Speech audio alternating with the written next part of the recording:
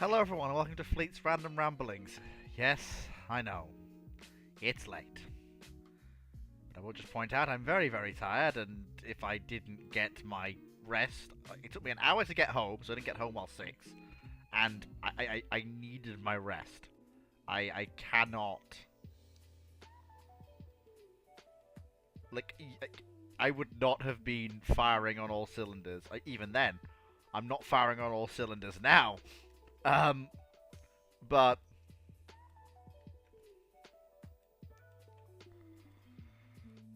I suppose I'll give Ramblings a crack and see what comes out. Good lord, I'm knackered. So that's that, and then that goes live, and that goes away, and that does that. That is that. There we go.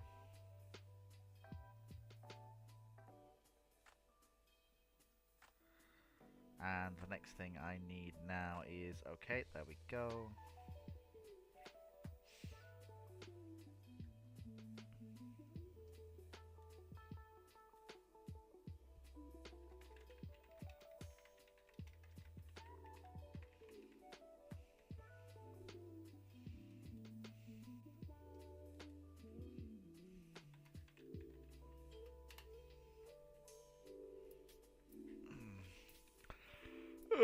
See, he lives. I'm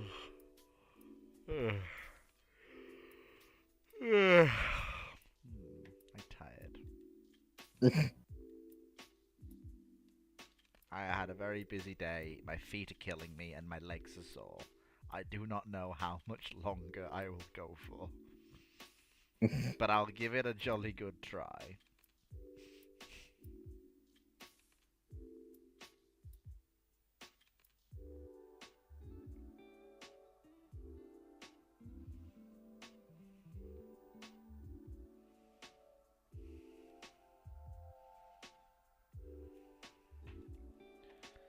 Peanut. Right, okay, so... without further ado, What do you mean you haven't heard Fleet? This walk. Let's go forwards. So the first question comes not from YouTube or from Discord, it comes from Brackman on Patreon.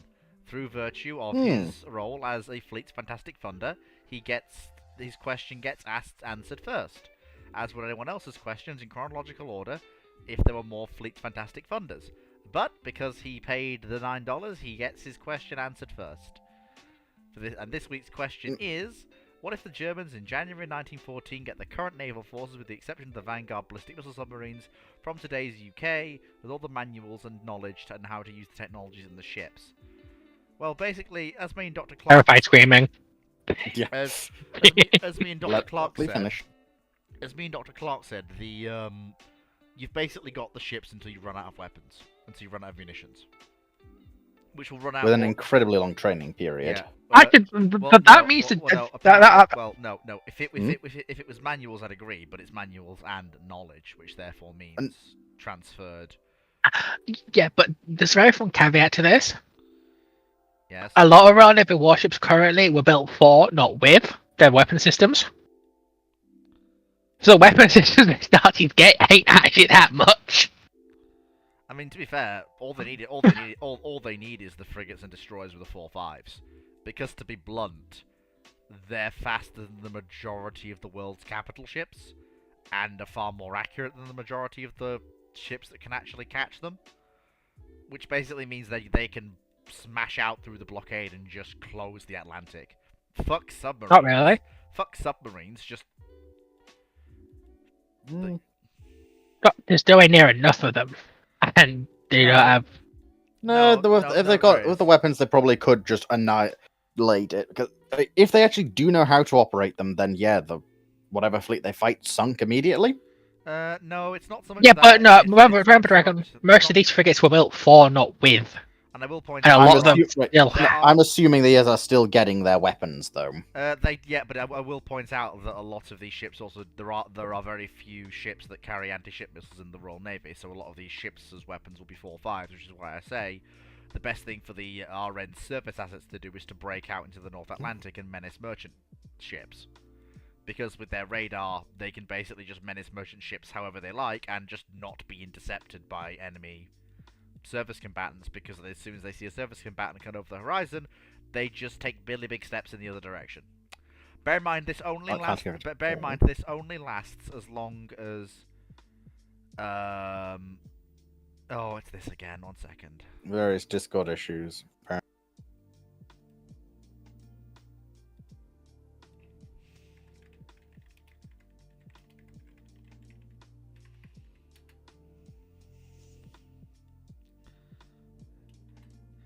Yeah, this happens. Like sometimes Theatre at Sea doesn't want to play ball, and there's a whole separate thing that happens. So C-Cube, since you seem to be there, can you hear now, or no? They're not. Yeah. Yeah. Okay, that's so good. There's that. Yeah, there we go. Right. Okay, audio is too low. Knight, I don't know what to tell you, Chief. Turn me up. I physically cannot make the audio go louder. There is literally nothing I can do. Mic gain is turned all the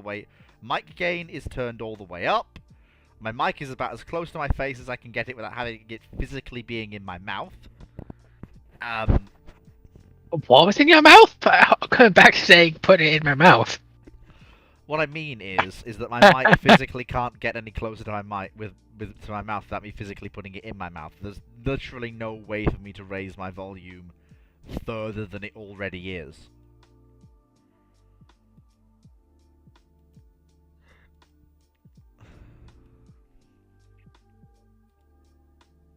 Let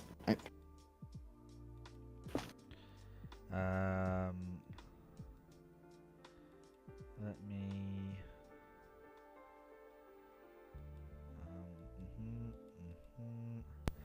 Well, let me just see if that changes anything. That might have changed God, something. you're loud. Definitely louder. Well, there's that, I guess. Ow. And a bit more robotic. Like. And your AI, your mic cord is dropped like a fucking rock. Yeah.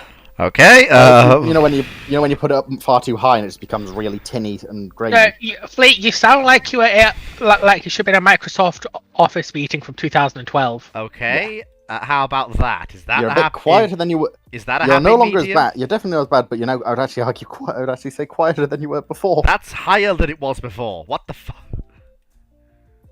What in the name of? Either way, it's good, right? Most people seem to be reasonably saying that you're decent enough here. But Okay, all right, fantastic. Well, I'll have to see how the playback is. We can still understand you fine. But anyway, so one of the main things is that the real war winners, quote unquote, for the German fleet are the Astutes, because the Astutes do carry harpoons.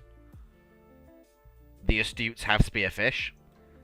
The Astutes do not need to be refueled. And it's highly likely that the Germans could come up with a Probably torpedo... get nuclear submarines, though. What? I don't want that in the nuke boats. What? Foxer, what? I thought you weren't getting the nuke boats. They're not getting the ballistic missile submarines. They're getting everything else. The only thing they aren't getting is the ballistic missile submarines. And which the Astutes are not ballistic missiles. No, the Astutes are SSNs. Are they not? No, Nope. the Astutes are SSNs. The nukes, but they are SSNs. They're nuclear attack submarines. Okay. They have Spearfish, Harpoon, and I believe Tomahawk land attack but that's only if the mission calls for it, so they'll likely be armed with Harpoon and Spearfish. Which still makes them... From what I can find, they actually don't get Harpoon. It's Tomahawk or Spearfish. Is it Tomahawk anti-ship or Tomahawk anti-land? Tomahawk land attack missiles. That's terrifying. Because a static ship in an anchorage is very much like a building. In particular, Block 4s. Yeah. So 1,000-mile range. Yeah. I will point out that basically means that Scapa Flow is gone, because you actually fleet. It's a land attack missile, not anti-ship missile. Yeah, that's true. But if they have the entire modern UK, if they have the entire UK Navy, they also have the QEs. And the F-35s might be beyond them, but some basic drone operations may not be. All they have to do is pinpoint the GPS... Well, no. Well, no. GPS would still work. It would just be. No, It won't. Oh, no, it what wouldn't. satellites is it using? Oh yeah. Global positioning system fleet. They kind of rely on satellites. Yeah. So the T. Okay. So the T. Well.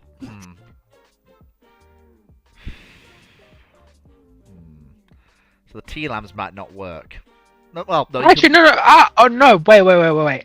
That Mhm. would mean that a lot of the land-based harpoons wouldn't work either.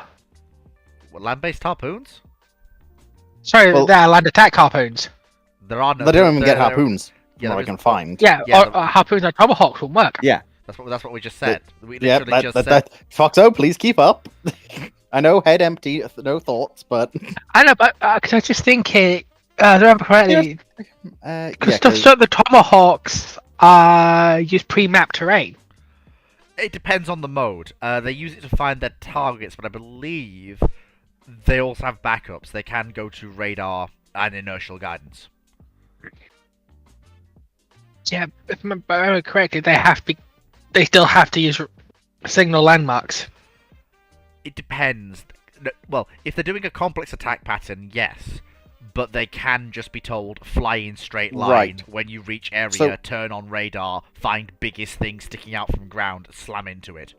So here's one. So modern day Navy, not so basically what we've got now, not what should be coming this year, theoretically. Yes, correct? what we've got now, Right. which is still Because fucking terrifying. The Royal Navy is meant to be getting the anti-ship missile version of Tomahawks, but they're not currently in yet. Dragon, you okay there? Is the fire alarm It's fine. Is it? It's fine. Okay. But the real winner here is the Astutes. Thing is, ironically enough, the situation is reversed. The British surface fleet should be out menacing commerce. Because that's actually what they're best used for in this context. The Astutes should basically be operating with because as far as I'm aware, this doesn't replace the High Seas fleet. The Astute should basically be sortying with the battle cruisers, luring the Royal Navy out and just going, and that ship's gone, that ship's gone, that ship's gone, that ship's gone, that ship's gone. Honestly, that it's not ship's even a gone. Honestly, that's probably the worst possible way to use these dudes. Why is it? Shallow water. The North Sea's not shallow. It's not shallow enough to impede. A lot of it is. No. It's not shallow enough to impede the operations of a nuclear submarine whose opposition. Otherwise, is it would have basically- impeded. Otherwise, it would have impeded most other subs. Yeah, and I will also point out that Dragon's entire data doctrine around dealing with how shallow the North Sea is, Yes, Foxo. especially towards land masses. Yes, Foxo. There's a reason that they've had to do those massive that they have to do, not Right. quite canyon No. runs. Right. The North Sea, on average, is at least 95 meters deep. That is plenty enough And I will point out for these boats to And operate. that's only if you include around No. the This is Orkney and the Faroes. No, this is only including the geographical location of the North Sea. And I will also point out that even again- and I will also point out, even if we give Foxo her point and we say the North Sea is I don't know, about let's say you know, let's be generous to Foxo here. Let's say that the North Sea is only about 40 meters deep. You can still 40 meters is still all you need to operate. Yeah, you can still submerge an Astute because this isn't the modern world. The Astute doesn't have to care about look-down radar or actual sonar or anything else. If Astute is submerged, Astute is safe. And Astute can lob spearfish at things that cannot run away or dodge or survive even a single hit exploding under their keel. Like I said, honestly, this isn't even really much of a question. It's just a case of, okay. Especially Just if they have Nazis win. knowledge, they just... Well, no, this is the Imperial Germans just win. Yeah, like this is the thing. Like basically the game plan is the entire High Seas fleet and the battlecruiser fleet sail, very clearly telegraphing to the British where they're going to be. The British come over the horizon and let me see how many Astutes are currently operational. 1, 2, 3, 4, 5. 1, 2, 6 3, are complete, 5 are active. 6, and let's see how many torpedoes how many torpedoes do they each carry? They carry up to 38 weapons. Yeah, that's just the entire. Yeah, that is just the entire battleship, battlecruiser, and if they're feeling generous, armored cruiser complement of the Royal Navy gone. Yeah, so can we just move on? Because this is a shit question, to be honest. It's an interesting one to really This is the sort of question that's not really worth answering, because it's obvious. No, it's still worth answering. It's just a case of it's a very simple answer. Especially if they have the knowledge, which apparently they do, they win. Yeah, in terms of a naval war. Dumb question, because... what happens if you put a navy from the 2000s versus 1940s? Sorry, 1920s. What happens? Exactly, I'm saying that they wasted £9. They should ask a better question. I'm saying, well, they can answer more in future, but ask more in future. Anyway, ignoring the Fox going on a rant, so it'll probably be a Discord question first. First question, which would be from Admiral Wellesley. You are a man in charge of managing the Bulgarian navy after the Bulgarian victory in the Second Balkan War, achieving Greater Bulgaria, excluding Thessaloniki. The year is now 1930. The Great War has ended the same way in its timeline as the Genoas. But I assume basically we're now Greater. But I assume Bulgaria. I assume I'm Greater Bulgaria, but because I became Greater Bulgaria, I just went. You know what, Germany? I'm sitting this this whole Great War thing out. You have fun though. So it's the new nationalist government in Greece. They're encouraging commerce on the Black Sea. What do you buy? 20,000-ton limitation, 4 dry docks with this capability. Oh, and the same guy who's funding the Yugoslav fleet in the other timeline is now funding the Bulgarian fleet. He is Macedonian. That's funny. Okay, so I think basically it's really quite simple. I really hope all of those 20,000-ton dockyards are in... Well, I hope that 3 out of 4 of them are in the Black Sea. Because that is the real area where large ships will have an impact. The 20,000-ton dockyards will have a real impact. Because you don't really need... Because the Greeks, despite how much they might want to, aren't going to have anything bigger than Avarov. They don't have the money. The Turks have Yavuz, but again, they don't have the money to really replace her. They can upgrade her, but not replace her. So ideally, what I need is 2 capital ships in the so 2 in the Adriatic and 2 in the Black Sea. 20,000 tons. That gives me more room to play with. I'm probably going to go to the Swedes and say, if I've got 20,000 tons, it'll be a capital ship, so I can actually go up. So. Because the Swedes have decently sized dockyards. Because I can't build these ships, but I can't build the large ships myself, Greater Bulgaria or not. I probably have the shipbuilding industry to build. You can build them. No, I have 20,000-ton dry docks. I can maintain them.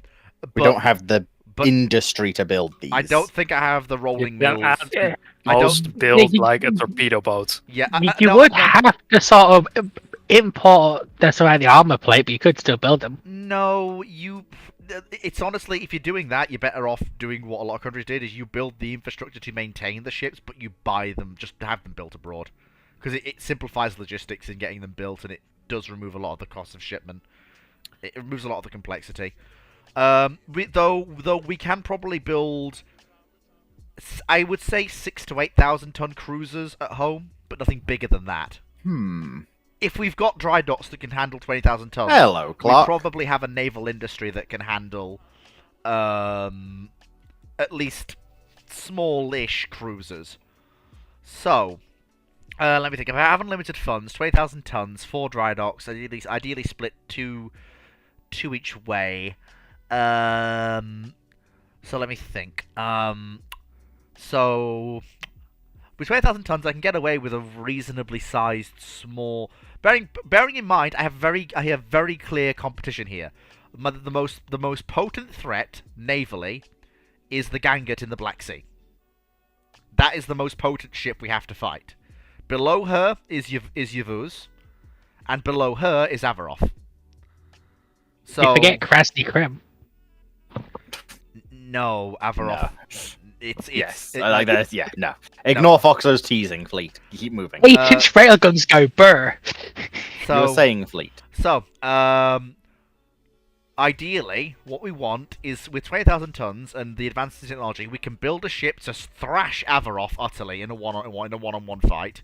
We can build ships that, as a twosome, can kill Yavuz, and all 4 of them will dunk on the Russian battleship with fair odds that all of them will get away. The reason I say all 4 is because, yes, with 3 out of our 4 ships, we could probably sink the Russian battleship. But I don't know if all 4 ships would get away. If all 4 of them show up, all 4 are probably going to get away. And then for the same reason, though, I would also say Yavuz, you'd want 3. So personally, if I've got 20,000 tons to play with, I am probably going to...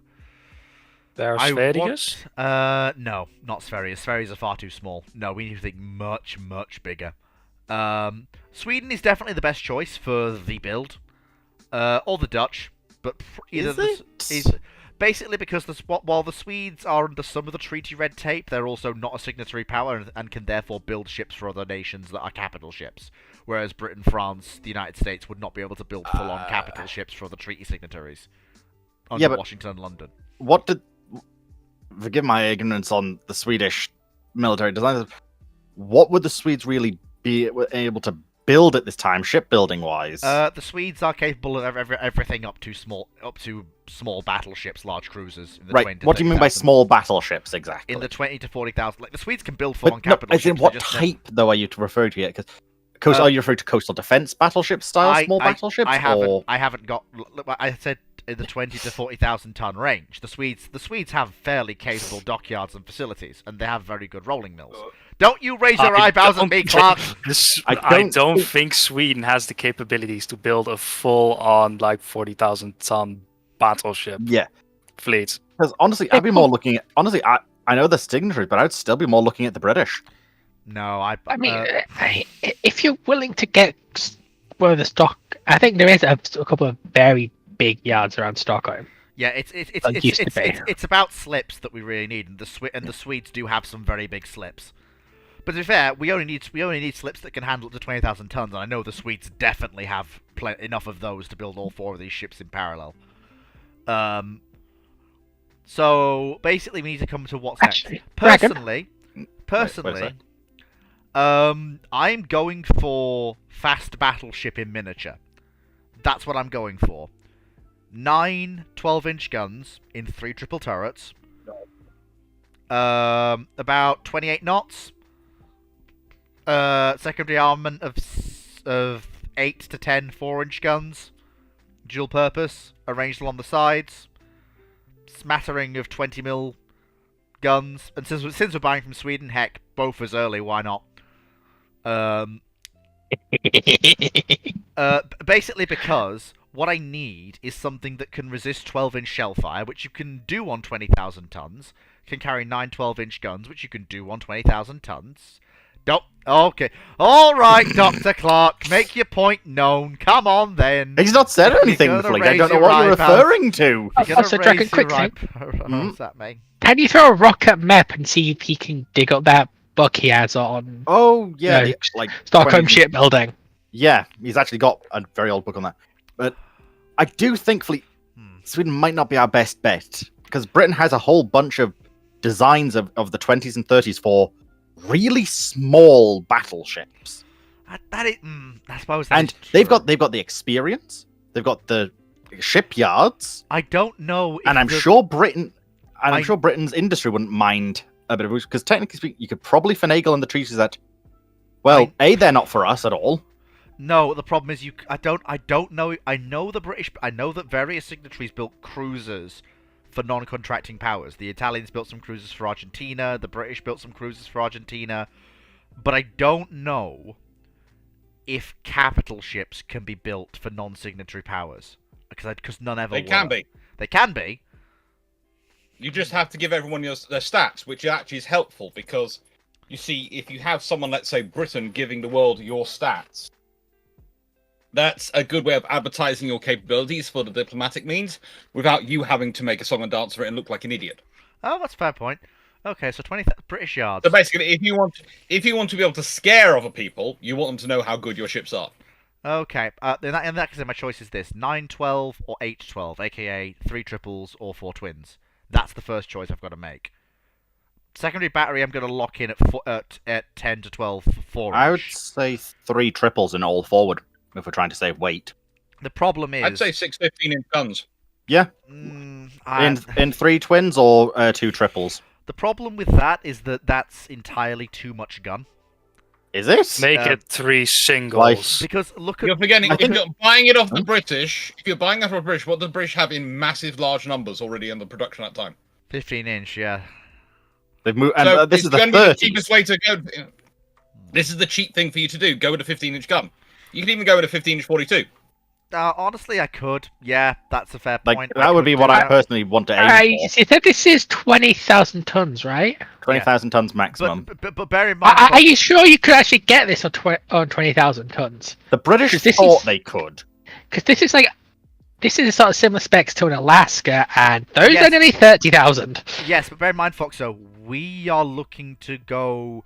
Bear in mind, the speed I want is 28. I am willing to drop that to 26 if to get 28 I have to sacrifice armor or guns, because I only have to run from the Russian battleship if the ships are in numbers less than 3. And I only have to run from Yavuz can be fought one-on-one by these ships now.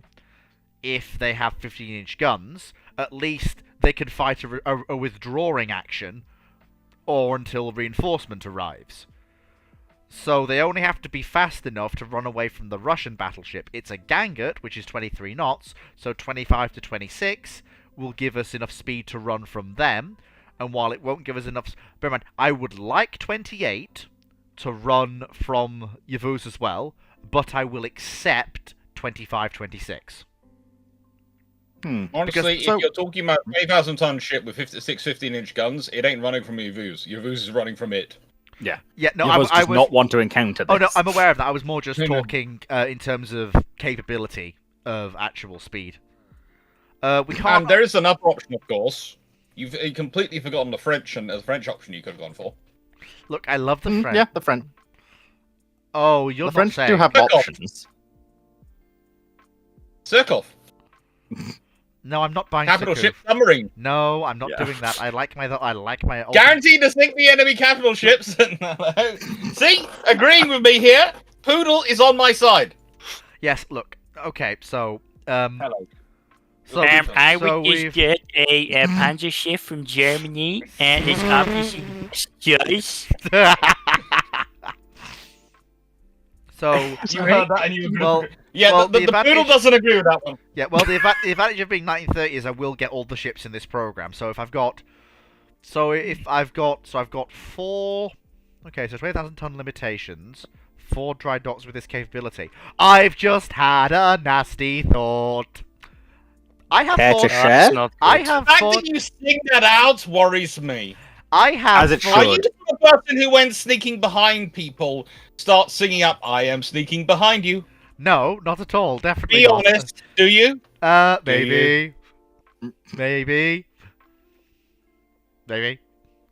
Anyway, so I just realised 4 dry docks does not limit me to 4 ships of 20,000 tons, because unless something goes catastrophically wrong, the odds of using all out of my pizza. The odds of using all 4 of those dry docks at once is monumentally small. So, in addition to having the 4 capital ships I want, better yet, I'm going to build 3 of the 20,000 ton. I'm going to build 4 battleships, but I'm also going to build 3 light carriers. I have unlimited funding. Why do we need carriers? Simple, because I am a Bulgarian. I'm a Bulgarian Tsardom, which is full of a lot of the same problems when it comes to Army, Navy, Air Force separation as various other states in the Balkans are. I want an air arm that is with the fleet, that is not dependent on the Air Force being nice to me to show up. I want aircraft that are directly under my control. But you also have this issue called the Greek army, the Turkish army, the Serbian army, and the Romanian army. I am the minister if you're of going to Bulgaria. I think carriers would be a waste of funding. We have funding to waste. I know, but right, there's funding to waste, but then there's capacity to operate and maintain, and what we're actually going to use them. Honestly, after getting, say, 4 of these 20,000-ton battleships, once again, modern destroyers. I'd get some modern destroyers, and personally, I would look at once again George Thurston's designed schematic C, or for a type of 10,000-ton cruiser with 9 8-inch guns. Yeah, honestly, like I said, but those are a given. I'm trying to think big here, because a Bulgarian Tsardom that didn't join the First World War because it was already its full extent will likely be faced with a Romania that will definitely be joining the Axis, a Greece that will likely align with Italy, and a Yugoslavia that will lean very heavily, well, probably a Greater Serbia that will lean very heavily towards, because Serbia doesn't have a coast in this universe, leaning towards the Italians again to regain their territory. We are therefore looking at a nation that will lean very heavily towards, hey, Britain, France, hey, yeah, Balkan ally over here, yeah, hi, hello. Don't forget the Turks. Do not forget the Turks. Why is Greece now siding with Italy? This is a Greek government. Because remember, Italy at the time is quite, especially a certain mustached man, is quite clear that he kind of wants Greece. Not as an independent nation, as his. It depends. What Mussolini's plans for Greece were depend entirely on what he thought he could What get. he's had for lunch that day. Yeah. So, I don't see him necessarily wanting to accept that. Well, no, here's the thing. Italian-occupied Greece, lovely, fantastic. But that's because this is a Greece that absolutely categorically refused to play ball with Italy. A Greece that is willing to openly trade with, associate with, nestle itself into the bosom of the Italian state in exchange for armaments purchases, that becomes a Greece that is more valuable to Mussolini alive and supported than dead. I'm just thinking there's a lot of politics changes you're going to have to cause here for them to want to go side with Italy instead of siding historically with the Allies. Correctly, Greater Bulgaria also takes things off the Turks. Yeah, no, that already happened. Because it's around Adrianople, isn't it? Where the Turks get back the land. And quite frankly, the Turks are the biggest issue here. Well, yeah, I'm aware of that, but I can't speak for the army side of it. All I can do is build up a fleet and hope for the best. One of the reasons why I am talking about building things like large crews, but these battleships, and one of the reasons I want the reasons I want the carriers is basically to be if the Bulgarian fleet has to run, we will basically have to run in 2 sections. We will have to hope that the Turks are neutral, and if they are not, we will have to fight, quite literally, and I know this is insane, fight our way through the Bosphorus because our ships are dead anyway if we don't. Our ships in the Black Sea are dead if we don't. And for the ships in the Adriatic, which is where the carriers will probably be, they are going to have to make a run south through the Adriatic to Alexandria to link up with the Mediterranean fleet, under constant air attack. Having an air umbrella over the fleet at all times would be an advantage, and then you can provide 3 20,000-ton carriers and 2 20,000-ton capital ships to the British Mediterranean fleet for operations. Presumably, we are basically the Greek equivalent for the Allies in this universe, in the Second Great War. Except this time we bring much more navally to the table in the Mediterranean. Yeah, but what do those carriers do that land-based aircraft can't? I do kind of agree with Timo. We probably want to move on shortly, but in general, we're now having to diversify our procurement lines, because now we have both ground-based aircraft and naval-based planes. Yes. Or at least somehow convert them to a naval thing, and we've got historical precedent of how that doesn't normally go too well in a lot of regards. Dragon, I have a man handing me sacks of cash, and he's handing me all the cash I want. If I have no limit on cash, I'm going to buy the fleet I think I need. Now, right, it's all well and good. You have all this cash coming towards you. Where are you getting these from? Apparently, Where very. Are these no, not the cash. I mean, where are the planes coming from? Again, probably by British. Right. So what happens when war is declared, and all of a sudden you might not be able to get those from Britain? You'll probably have some form of domesticization and licensing. So, for example, probably we will still be soldering around with Sea Gladiators in 1940 as our carrier-based fighter. It's not perfect, but it's good enough to stop the Italians and the Greeks bombing to the Seven Hell and back. At that point, if we've got unlimited money, I'd rather divert some of that unlimited money to land-based aircraft. Yeah, it's possible. But anyway, yeah, and it's just you have unlimited money. It being given to the Navy. Who says unlimited money isn't also being given to the Army and the Air Force? Yeah. Yeah, just like even when you're buying British, the RAF's aircraft are quite a lot better than the Fleet Air Arms aircraft, to be honest. At this point. Yes.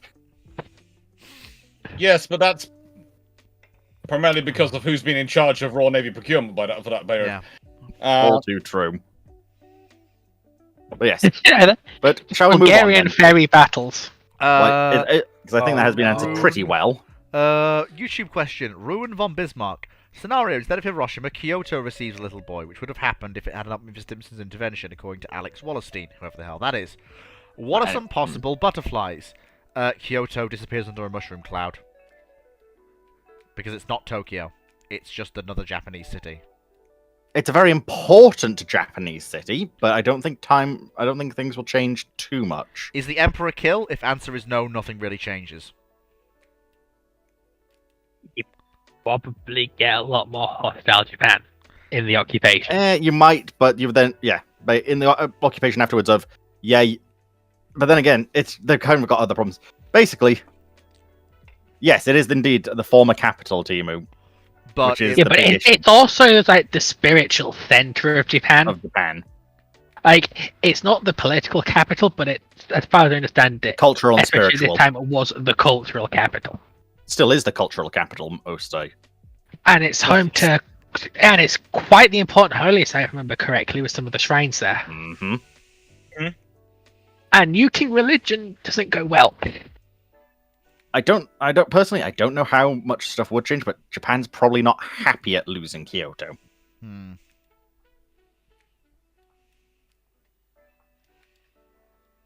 Probably not. So, but beyond that, I genuinely couldn't tell you what butterflies. No, it's same. Too bonkers. Hello, Chandler, Lord Chandler. Nice to see you. Hello, Stephen Mayer. Nice to see you. Hello, Knight. Hello, everyone else. Brilliant, fantastic. The next one from Discord could be interesting. Okay, what is the next one from Discordia? It should be question: if Fleet would be put in post to first Sea Lord of the Admiralty in the interwar period, how would the Royal Navy look? Has there? Which one? Oh no, you haven't. No. Oh, what were you just saying? I have missed what? Sorry, you haven't. I'd forgotten. I thought the questions were the other way round. Never mind. It's all right.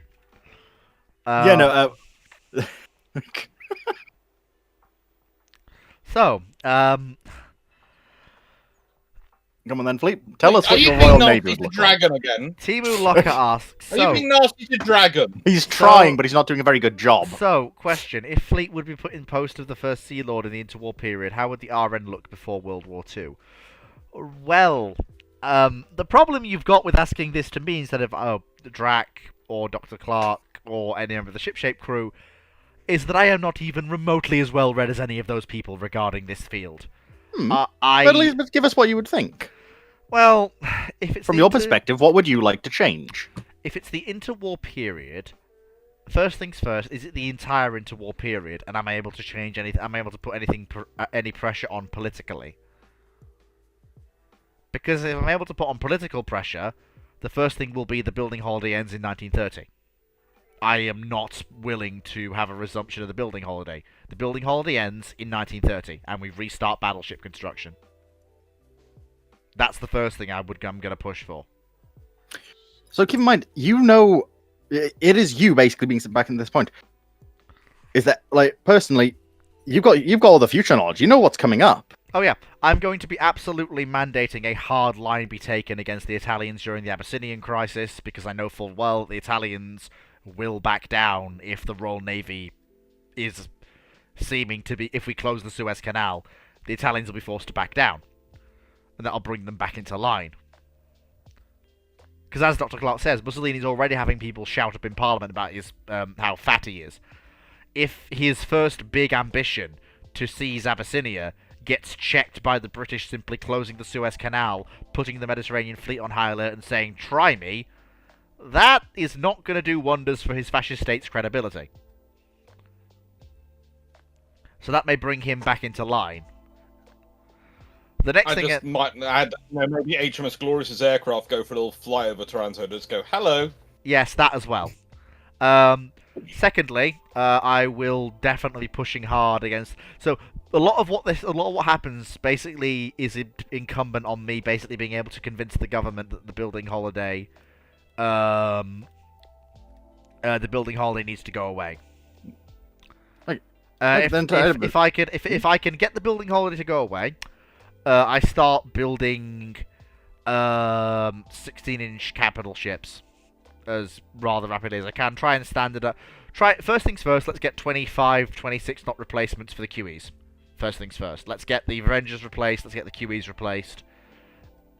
Why are you going for 25, 26 knots? Why not faster? I thought that was what I thought. 28 knots. I thought that's aim. I thought that's what the British wanted in the 30s era designs. No. That's their compromise exception. You want 28 or plus? If the building holiday's over, then you've got the building holiday over under one of two conditions. Have you gone for a treaty like the 1936 London Naval Treaty, where there's no cumulative limits, but you still have the specific limits on the ship sizes? Or have you gone completely no treaty? Is there a possibility where there's a cumulative limit on ship tonnage and the size limit, but no building holiday? No. Why not? Because the moment you end the building holiday, but you have no size limit, you deem yourself with a problem, and you end the holiday, but you still have a size limit. You have the problem of if you build your ships early, what happens if new technology comes out, which makes what you built terrible? Yeah, that's a good point. And at this point, there's a lot of new stuff potentially coming down the pipeline. Mm-hmm. I'm surprised you haven't mentioned dual-purpose mounts yet. I haven't even gotten to them yet. I'm still trying to figure out if I'm going to get the treaty removed or not. Or I think the best thing you're probably going to get is no cumulative limits. Well, if I get that, then I'm going to start building capital ships. Basically, I personally am not going to bother too much about the designs of ships, because I am going to have the designs brought to me, and I will obviously prioritize things I know will be useful in what is to come. So are you First Sea Lord? Yes. Yes, it's First Sea Lord of the Admiralty. And you have no frigating influence at all. You can make demands on the Third Sea Lord, but the Third Sea Lord will select the designs. Yeah, exactly. And for the 1930s, it's going to be Henderson. So just basically say, Henderson, go do Henderson. Yeah, I know. That's what I'm saying. But what the thing is, you won't get 16-inch battleships. No, I know. Because to get 28 knots and to get all the things on that tonnage, he will give you 15-inch gun battleships. Honestly, that's fine. That's really anything else. No, that's fine. That's not really. That's not something in order to get on the 35,000-ton limit and build as many as you like. Something which is going to have probably 12 in 4 triple mounts and 28 knots of speed, 15-inch guns. That's not really going to worry anyone. Personally, 12, 15-inch guns is pretty nasty, but everyone else is building 16s. Yeah, everyone else will be building. So here's the thing. So I'll let Henderson go. That's in many ways. That's also in many ways your ability to how do I put this? Show to the world we're more peaceful than everyone else. Yeah. Because they're having to build 16-inch, but we are building 15-inch because we're peaceful. Yeah. Because remember, that was the claim about the 14-inch versus the 16-inch, that the 14-inch showed Britain was more peaceful. Yeah. What I will say is I will be starting a steadily escalating program of escort construction in 1930, and that will steadily, slowly ramp up as the decade goes on, with spikes during periods of tension, because I can afford to do it during periods of tension. So I'm hearing that you might try and save some of the smaller shipyards. Yes, absolutely. because Jarrow would like a word with you. Yeah, but the thing is, it'll be a steady. It has to be a steady build, a steady increase over the course of the decade, with spikes allowed for tension periods like Abyssinia and the Spanish Civil War. You could just match build a sloop construction to destroyer construction.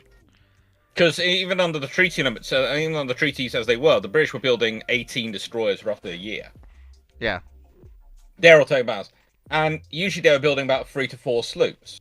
Well, if you up the sloops to 18, saying you're building up the anti-submarine warfare, mine warfare capabilities, you're recapitalizing that force. And then if I also during that's in a nice way. Think about the number of ships that you're ordering. You're ordering an extra 14 sloops. That's going to keep a fair number of yards going. Yeah, and if we direct where it goes. Yeah, and if I also during, as I said before, just to pivot my idea I had previously with what Dr. Clark has provided, if I then also during the spikes in tension build what I'm going to in essence call long-lived flowers, aka you take a flower class, you expand the hull a bit, you make it a much more long-lived vessel, you build it to military grade. Basically, this is during the spike, so they're quicker to build, but not stupidly quick. Fleet, you're describing a sloop. Yeah. Yeah. This is a sloop. Can I build? Because that's. Have you heard the Black?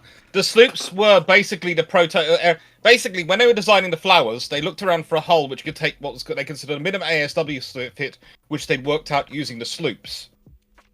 Yeah. So the sloops are the military, and basically the difference between a sloop, a frigate, and a corvette was a sloop was a full naval build, a corvette was a civilian build, and a frigate was halfway in between.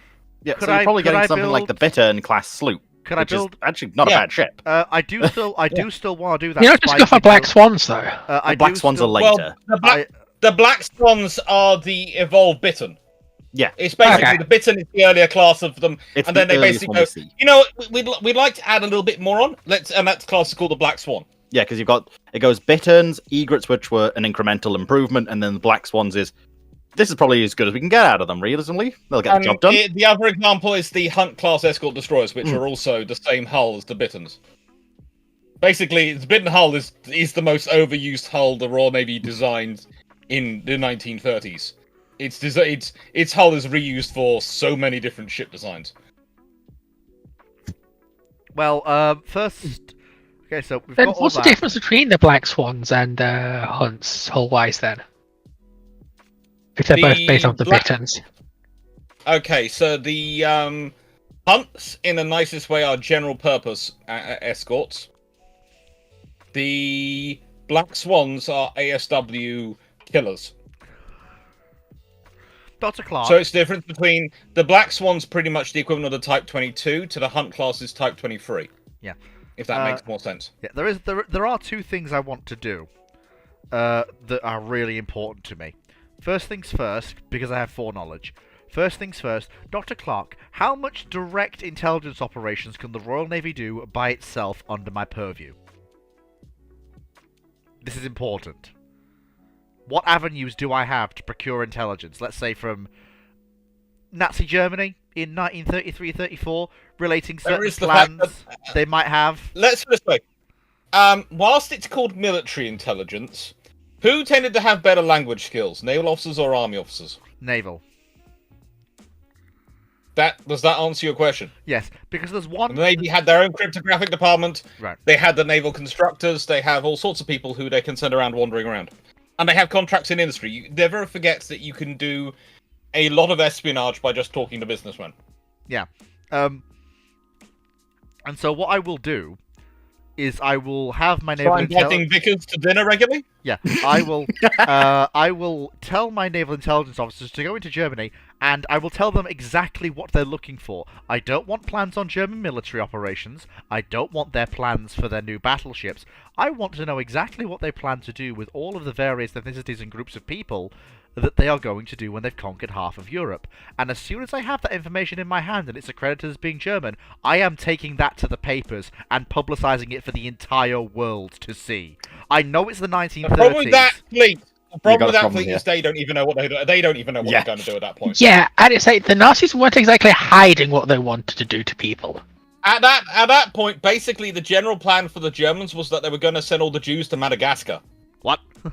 Yeah, that was genuinely. They said they were going to send them all to Madagascar. Yeah, that was their original plan. I think they even started work on it to a degree. Yes, they did, but then they realised there was this whole thing called the British Empire and the French Empire in between. Yeah. And Africa, and most of the Atlantic, and some. But honestly, it didn't really work out too well for them. And I will also point out that they're literal Nazis, so it's not surprising they came to the conclusion they did. Although, although I can't believe I'm saying this, the final solution may have been driven by wartime pressures. Also, just for the record, I'm not sure how much longer you want to go, but I'd say only 5 more minutes on this one. It's the most stupid waste of resources known to mankind. Yes. Yeah. All right. Unfortunately, Timu, he doesn't work like a bot. No, listen to me out here. Not only is it an abject, evil thing to do to people, the final solution, all these things, and it should never be done, but it's also the fact that you are literally in a total war for survival. You are throwing away people who are skilled, knowledgeable labor.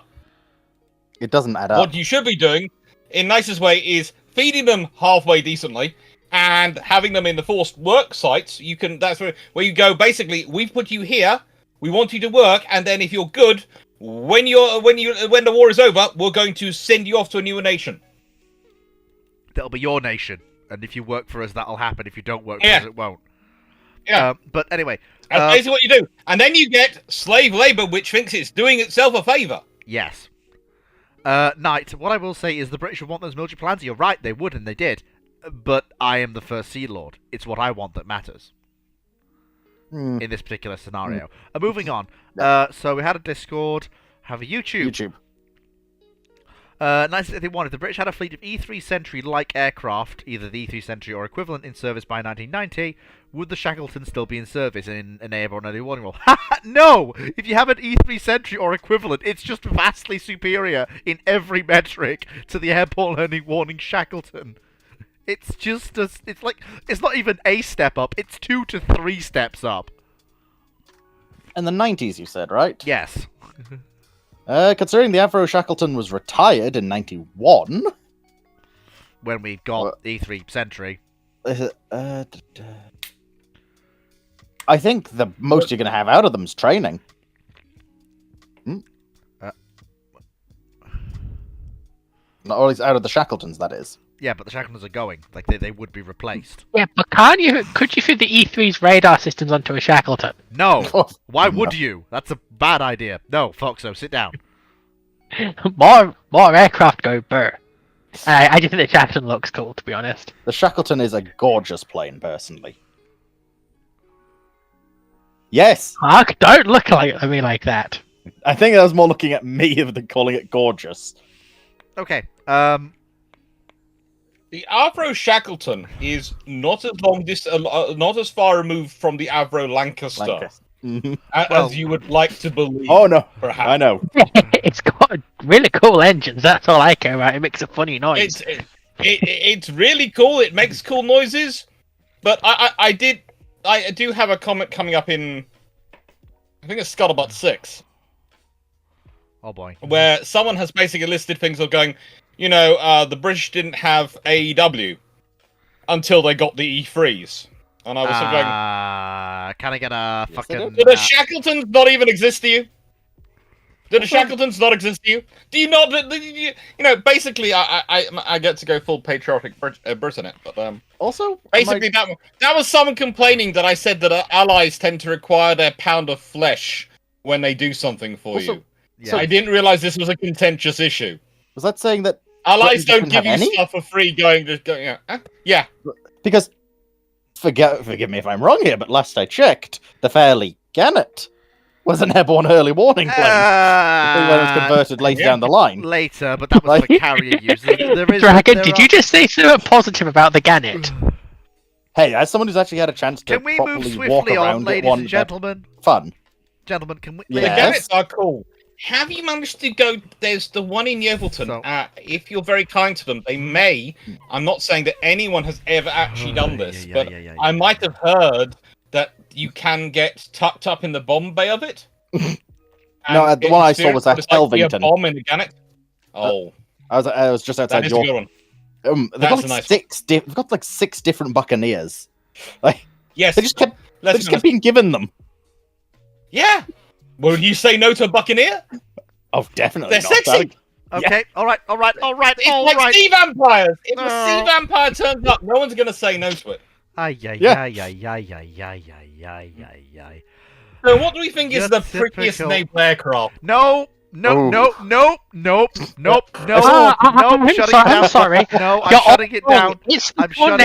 I'm shutting it down. Tornado is sexy. Tornado is life. I have Tornado makes F-111 look like a cheap thought. I have questions to get through. Thank you very much. Moving swiftly onwards. Anyway, your typical. Yes, the F-111 though is it's called the Aardvark. Dr. Clark, do you mind? mind? That's the problem. It's the name. You've taken a beautiful aircraft.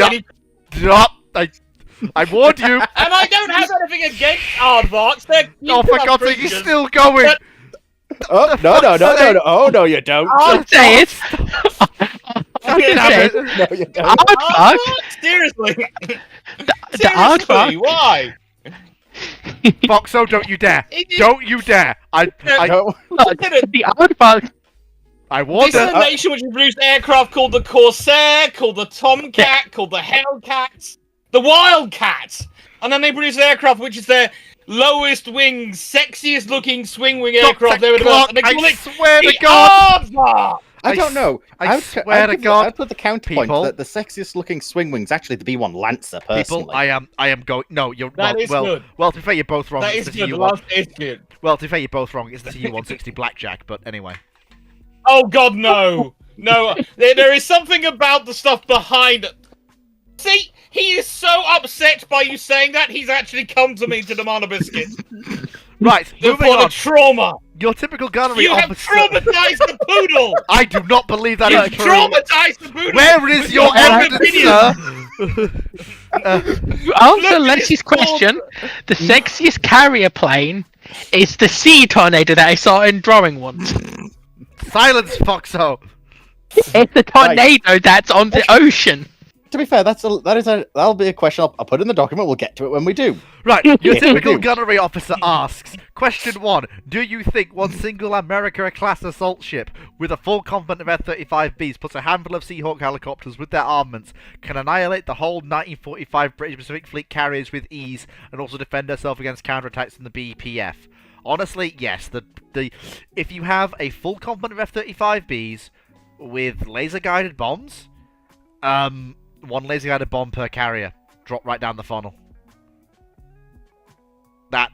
And the F-35Bs are invulnerable to interception. There's a Sierra lurking, so I'm just going to stay quiet. The problem with this is that you're talking about such a capability gap in terms of weaponry. That is how powerful, like a 2,000-pound laser-guided bomb, which you can drop, which has a circular area probable of what? Centimeters, like a meter. Like a F-35B with a targeting pod can just go, ooh, British carrier funnel, whee! Oh, Sierra, please rip fleet apart like you normally do. You have the power. All I'm gonna say is torpedo him quickly, please. That's a fair Sierra. I will point. They're playing a Bethesda game. They can't tap out. Let me put my headphones on. Oh. I will point out that was me being extreme, but there are many other. The point still stands. It's the context Sierra was to be fair, the funnel was me being niche case. Even just dropping it through the flight deck. It's a laser guided bomb, especially if they have bunker busters aboard. It's just yes, your deck armor is meaningless to me. There's a small problem. Among other things, yes. But I want to hear what AC Naval History will say first. I've just posted the context in the chat, by the way, Sierra. Just a small problem with your lovely idea. The funnel stacks aren't straight. They don't. Yeah, well, and bombs don't go around corners. Yeah, I'm aware of that. See, my problem with the laser. Yeah. I mean, to be fair, the funnel. Are you going to say the same thing I have with the problem with the laser-guided bomb in that it's not decided to go through armor? No, I was gonna say that the smoke might refract the laser. Oh, that would also cause fun, yes. And that's before we get onto some other little issues. To be fair, laser-guided bombs are only one weapon they have to sink these carriers. Really? Alright. What anti-ship weapons are currently certified for the F-35? B. I mean, you can just load up 2,000-pound bombs and just drop them on the carriers. You can against 2,000-pound high explosive bombs. Yes. Against an armored deck. I mean, the carrier. Must have checked. They did pretty well at resisting those historically. I mean, the carriers might survive, but good luck doing flight ops, buddy boy. But Fleet, last I checked, a Didn't couple of them even flight ops after taking hits of 2,000 pounds. Yeah, now if they took a 2,000 kilogram, those were the ones that they sort of went, oh, well, that's a bit annoying. It's buckled a bit. Jace has the other option here, and that's definitely not something you're going to be able to resist from a armored deck standpoint, considering those are... Yes, but how many of those does an America-class pack? Actually, quite a lot. Those are the generalist bombs that they use for glide bombing. This is quite often used for normal operations, but the real problem would be... at least because I don't know what British Pacific Fleet we're going to be talking about here, but assuming it's going to be like the big 1945, this is like a supporting Task Force 58. The real problem would be just the amount of again, munition expenditure as well as the biggest concern, but as well as the fuel expenditure, because the America class are not built to be light carriers. They don't have the fuel stores to really even be able to do the strike complement of what you might imagine from something like a Nimitz. This is particularly why I get mad at people looking at the JS Kaga and thinking, yeah, that's a light carrier. It's not. It doesn't really have the real capability to be sorting out a bunch of different, 20 different F-35s for, strike operations. Because strike operations are inherently very fuel consuming, basically. So, in short, depending on the configuration of the amphibious class, the America class, because we are talking about a carrier, or let's just call it a aviation capable amphibious assault ship that has a lot of weird capabilities. A lot of inherently flexible complement. Let's just say, for example, if you do the extreme of hey, this is the non-standard, everything has fucking J cells. The BPF is fucking screwed because J cells, even this excluding, laser guided bombs and all that stuff, J cells are enough to penetrate the Yamato's turret front. And the armored deck carriers, that doesn't matter. It's really a simple question of how many J cells can get onto target, and that's basically it. Because the British Pacific Fleet has 6 fleet carriers, 4 light, 2 aircraft maintenance, 9 escorts, and 5 battleships plus cruisers and destroyers. So and that question is just a question of how many bombs would you like, and can I refill this in midway? And that's yeah, that's fine. Well then, clearly. But there is also the question of, I know that there is a massive technology gap here, but the British will probably be able to... They won't be able to track them on radar, but they can probably track them visually back to wherever America is and then just hit her with an airstrike. A very heavy airstrike. It'd be kind of hard because the F-35s are also just going to kill all the... I mean, I guess they don't have guns, which, fair enough, but... It's not hard to imagine that the American would... F-35B has guns. The F-35B does not have guns. What? Are you sure? I was confusing with the F-35C. I see. I forgot. Whoops. Yeah, the F-35C doesn't have a gun. My bad. Anyways, yeah, no, it's not particularly the... Oh, sorry, yes, the F-35C has the Gal-22 and an external gun pod, so normally they don't actually carry it. But the F-35B has an internal 20mm, I believe. External. Oh, well, they external. All right, fair enough. They can carry. You can carry a gun, but you have to possibly, put stuff on it instead. They have to mount it, and that's kind of just the weird, awkward thing. But the point being, but in an America class in the standard, hey, I'm this is in part of a amphibious support operation. They don't carry that many J cells. They really carry it so they can do bunker busting. And that's really about it. So it sort of is whether or not you want to take it out of face value of like, hey, I want this as realistic as possible, rather than, what is the pure raw capabilities of X volume if we used it for aviation, which inherently is a bad idea because then we'd be asking, hey, I mean that's why we have 4 fighter squadrons on Nimitz class carriers nowadays, because out of the original 5. It's not because they definitely have the space to have more aircraft. It's just that, as we've clearly seen in stuff like the Gulf War, having more aircraft does not mean you could actually use all that aircraft. Diminutive returns and all that stuff. So, your question really revolves around what you want out of that in the America class, and whether or not you're going to be very realistic with your endeavors of, hey, maybe it's got like 4 F-35s, which is not a lot, and with that, a lot of it is mostly just, especially for a amphibious assault group context, not very much focused on the anti-shipping measures. If you want to be mean and then you say, hey, I'm going to stuff 30 F-35Bs and then give them a bunch of JSOW, yeah, they're going to win. Yeah.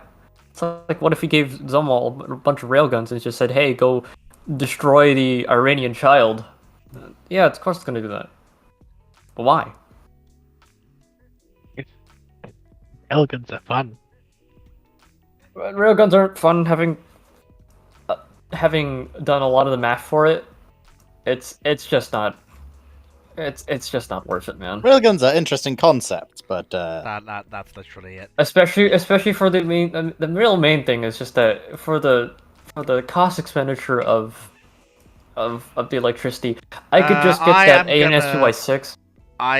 Clearly you need to stick a nuclear reactor on them. I'm putting a pin even in with this. a nuclear reactor. I know there was more reference to Bruce ships yesterday. I'm putting a pin in this because I need to move on, because I do want to get done by come on, Fleet, use brain. Moving along. I want to finish by 9 o'clock. And I do have some questions I do want to get to, so I'm gonna quite quickly rapid fire as best I can. And we've lost Dr. Clark at some point. He literally said I'm pretty sure he literally said he would be back. Oh, I see. Anyways, was there any other modern thing you want me to answer? No. We're not yet, at least. Anyways, I'm gonna go back to play Skyrim because that seems very fun. I also need to test out this mod list. It's crashing a lot now. So, is the next one, what's it called? YouTube, I believe, Fleet? Yes, I believe so. 1981 asks, on 30th of April 1990, an Avro Shackleton AW2 crashed into a hill in Scotland. How plausible is it that if the Shackleton is gone, one of the E-3 Sentry-like aircraft would fall victim to what destroyed the Shackleton RW965? It's unlikely. It's impossible to know because each air crash is its own unique cavalcade of things that lead up to the crash. It's impossible to know. So next, Bulgarian Navy, America class. The Bulgarian officer asks, thoughts on the PBM Mariner? Do you think they're a better flying boat or patrol aircraft than the Sunderland? I think they both do all right. I think they are horses for courses and built for different theatres to do different things. The PBM Mariner is built for a operational theatre where fighter opposition is expected, but not quite so heavily. An area where you're not looking at taking too much fire coming back the other way. The Sunderland is built for an operational theatre where you are likely to take return fire on a patrol. And having 4 engines is really a good idea, because it means that if some of them get shot up, you can still limp home. Whereas PBM Mariner has 2. Because that's all it needs, and that's fine. That's my thoughts. USS Montana on YouTube asks, why was the Flinger not scrapped during the war when there was steel available from the wreck of her? I actually don't know. I think the Flinger's in Scarpa. Probably down to risk, and the fact it would interfere quite heavily with operating the fleet. Like, can you imagine a giant salvage operation in the middle of Scarpa Flow during World War II? That's basically holding a giant flashing sign over your head saying, Luftwaffe, please bomb this. Because make no mistake, the Luftwaffe did bomb Scapa Flow numerous times. Simple. It's Der Flingers, right? Yeah. Right. Der Flinger herself was remained at a capsized there because it was quicker. Her sisters were scrapped. Like, they just had other things to do. The companies also were busy with other situations, I'm pretty sure. Like, because it was basically just one major company that did most of it. I'm sure the RAF would really like the Luftwaffe going all the way to Scapa Flow in a large enough raid to do that sort of damage. Your salvage operation. Anyway, moving on. Downing would love you just flying blindly through his air defense network. Question 3 from Super Officer again. Thoughts on the interwar US fleet submarine? Did you get the? Please. Did you do question 2? Yes, that was the PBM Mariner. Right. No, it's not. Yes, it is. Sunderland's quite a bit better. I said it's horses for courses, but that's... It's not, but okay. Thoughts on the interwar US fleet submarines, pre-Gato and Balau class, like Tambor, Salmon, Porpoise, and the V-boats?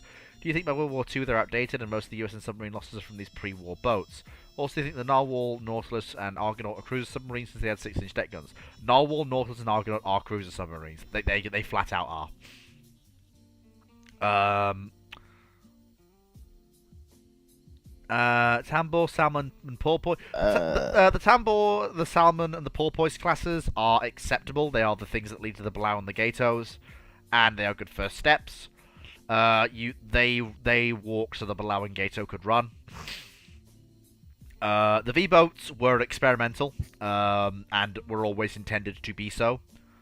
I don't think they're outdated per se by World War II, but they're not the peak of the US submarine force, which is the Gato. I wouldn't really call Narwhal not as the quite submarine cruisers, but well, no, they really are. They have by other nations, they're really not. No, they really are. They are some of the only submarines in the world toting a pair of 6-inch guns. They have significantly greater range than most of the other US submarine fleet. They are much larger than the contemporary fleet boats. They are cruiser submarines in every definition of the word.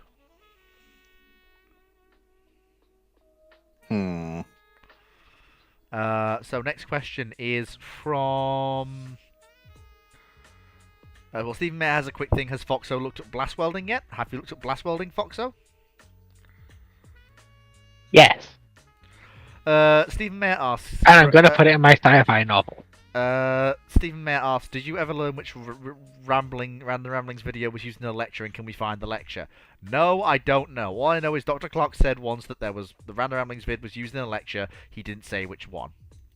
But since that's not... when he comes back. I will do. But to be fair, he might not even necessarily... I don't think he even necessarily knew. Yeah. But, just very quickly moving on, because those two were more pocket questions rather than actual substance questions. So here's the next substance question from YouTube. Chandelord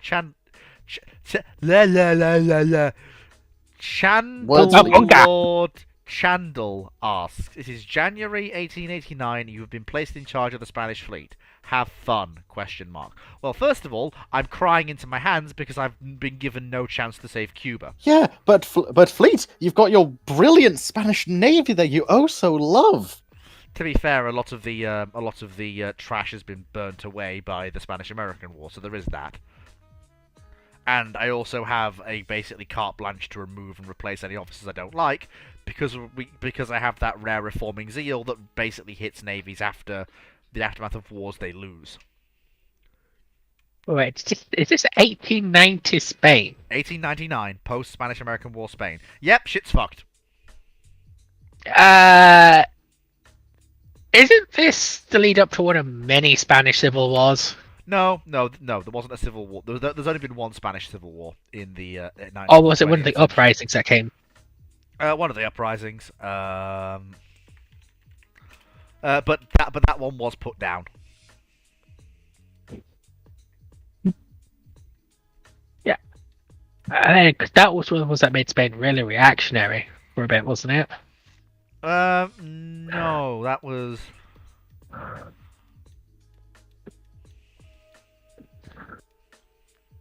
cool concern would be if any sort of that, if I remember correctly, the revolutionary zeal for Navy was mistaken for actual revolutionary zeal.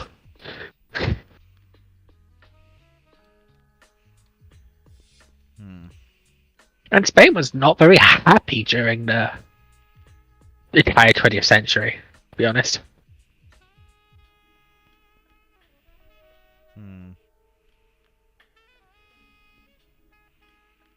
I hate all this bloody Leopard 2 premiums.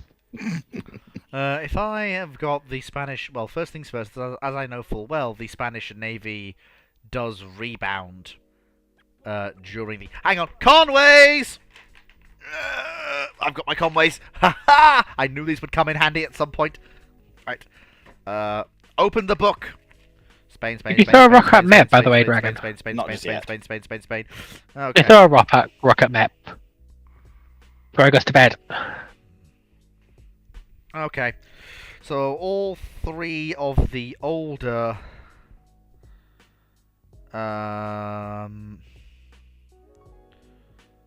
yeah. So they're based. So I have 3 armored cruisers to replace the other vessels, but with better balanced protection and better armament, which is fine. Then I also have the Emperor Carlos V as fleet flag, but they're okay. I've got a bunch of unprotected cruisers, although a lot of them were lost off Cuba.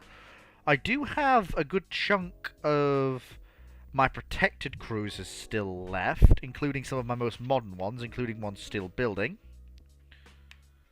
I might try and expand the Reina Regente class, because they're modern, fairly effective protected cruisers, from 1 ship out to about 4. Scrap the...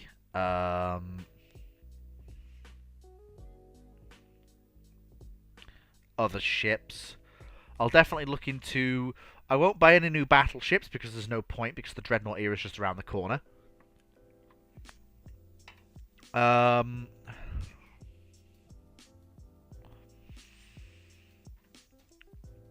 So I've been given not too much to work with. First of all, well, I can build cruisers at home, so I will keep building cruisers at home. We have 4 armored cruisers to form a core of the fleet, and they're fairly effective ships, capable of dealing with basically any armored cruiser in the Mediterranean that isn't Italian or British. That gives me a great deal to work with. The only thing I need to do then is consider what comes next. So,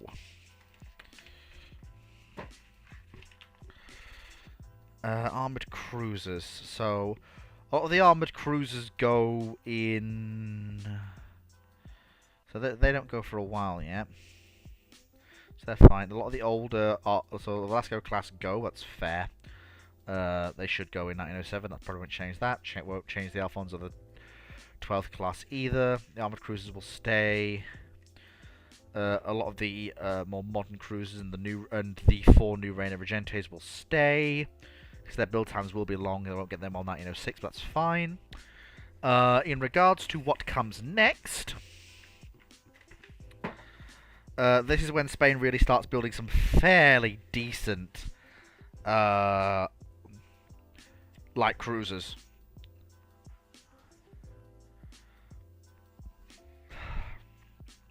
So, the Hispanias will be built, but under a different form. I'll probably...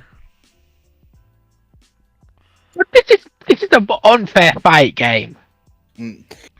Also, so how long do you want to spend on this question, please? I'm nearly done. I'm nearly done. Because the aftermath of the Spanish boom in naval construction basically ends after World War I ends, and Spain's exports sort of die off a bit. So I will probably build 2 Hispanias, not 3, with the money that would have gone into the 3rd going into actually rebuilding existing docks, so that we can have a design with 8 12-inch guns, 2 forward, 2 aft, and armoured against those guns capable of 21 knots. I will build a second Reina Victoria Eugenie class cruiser to bring that number of ships up to 2, and the Menendez Nuez class can stay as they are. The projected battleships will not be paid for or laid down because, World War One breaks out. And again, destroyers, everything else, don't really change. The main things you change is just a few more cruisers here and there, and you build one less Hispania to get better ships.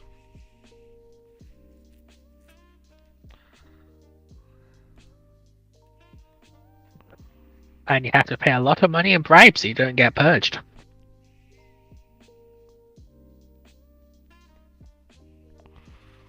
Anyway, can we move on now? Yeah. Your typical officer asks, do you think the Bogue CVEs are more ASW CVEs unlike the Casablanca CVEs? Since the Bogue served as hunter-killer or convoy escorts in the Atlantics, while the Casablancas were primarily used as CAP or CAS platforms in the Pacific. Bear in mind, the Boogs were... What the...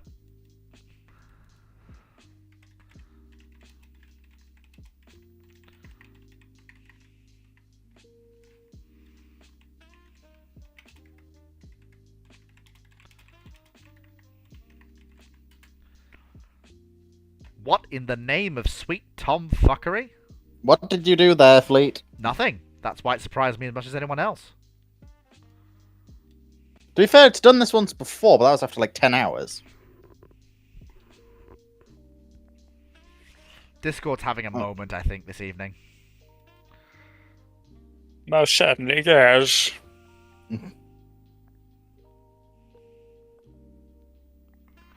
Montana, that is the first chat with Dr. Clark.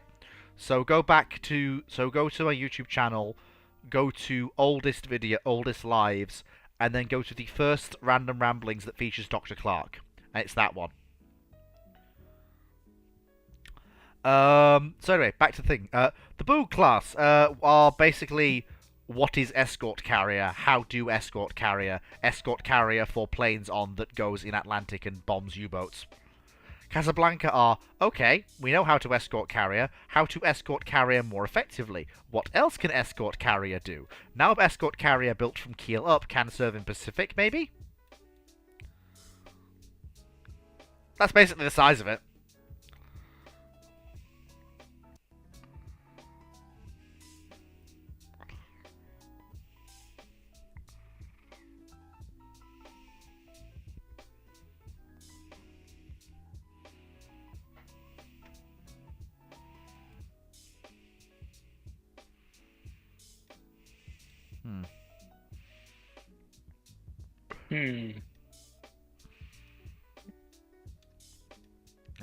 I just have to point out to, I think it's Brackman in chat.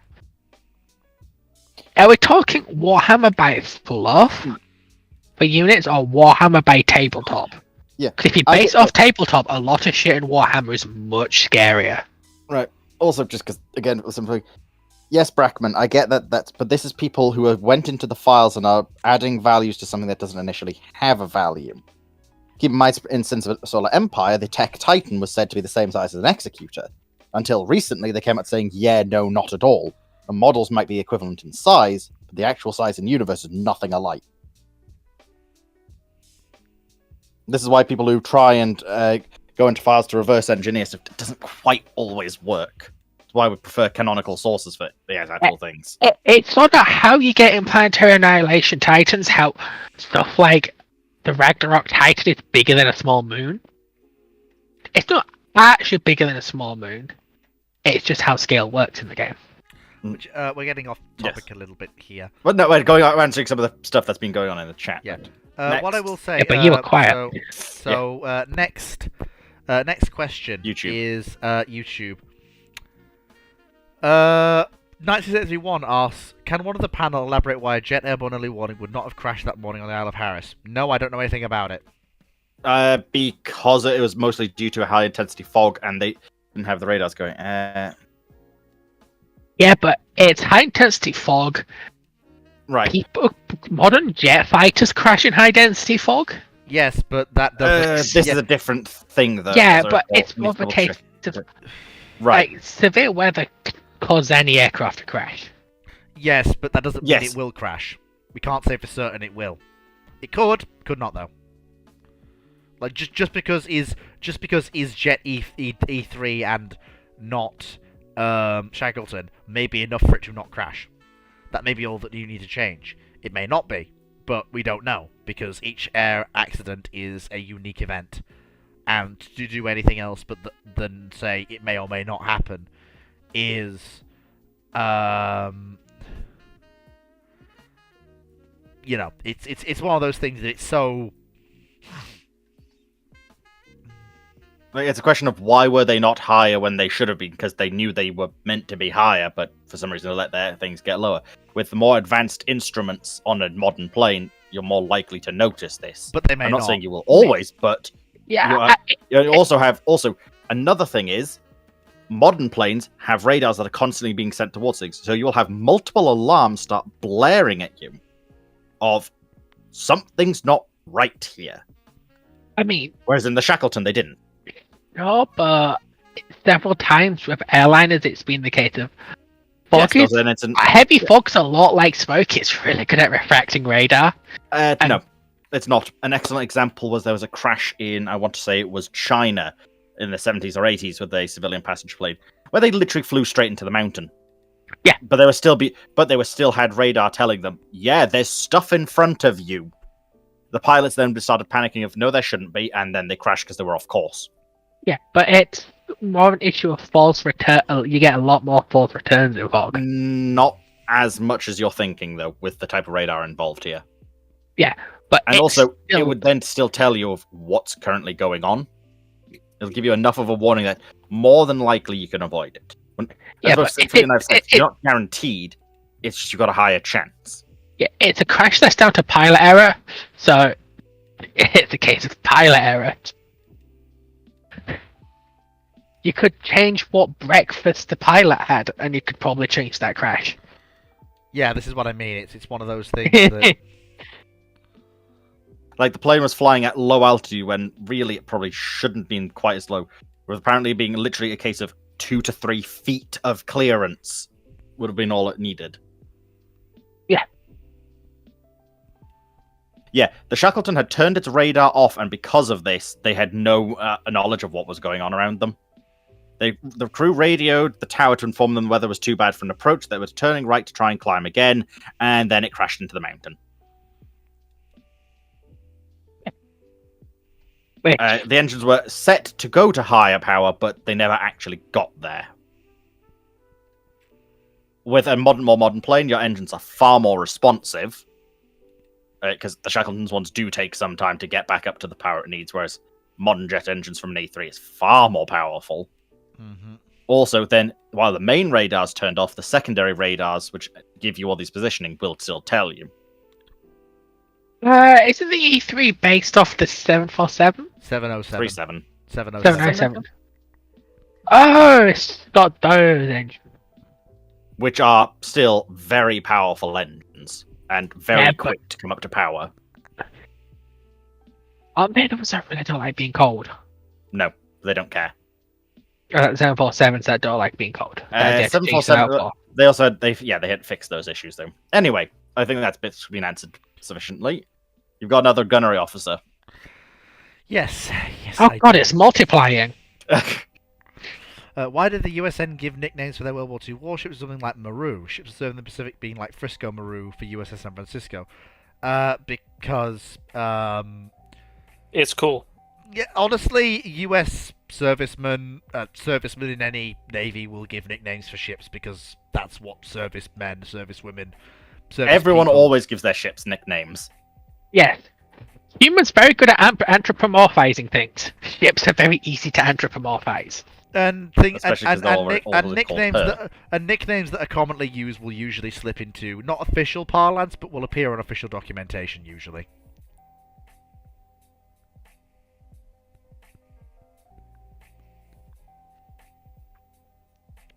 So YouTube question. I think that one being Roddle. Yeah, Nelsol and Rodnol. 96831 asks, why does Resadia's 6,099 mile range, which became not Canada, the other one, because Canada was Almirante Littoral. No, Canada was Almirante Littoral.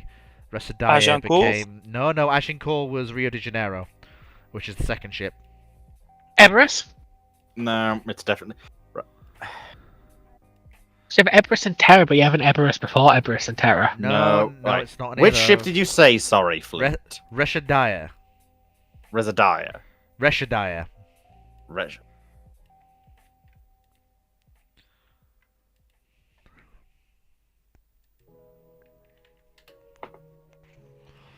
She's one of two. Resadaia. Erin, isn't it?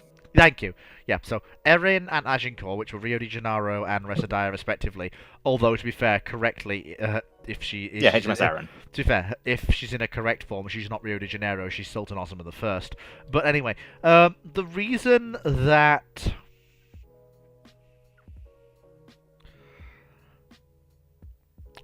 Well, So, the Resadaia class were considered perfectly acceptable ships by the RN.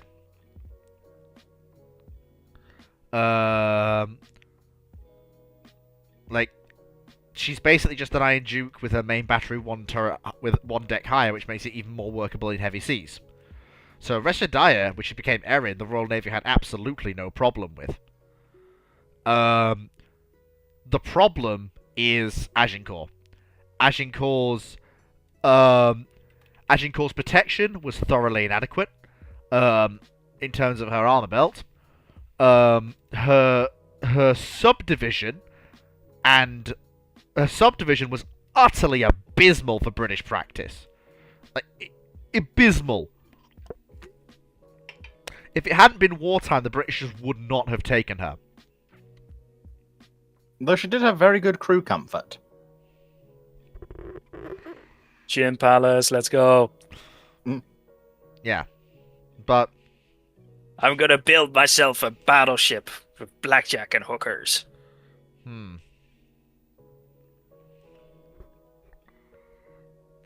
Okay, question for jet nerds. What the fuck does the Jack get wartime emergency power? Because I'm pretty sure they did. Anyway. Yeah, but what makes it different from other jets to get it? I don't know. Anyway.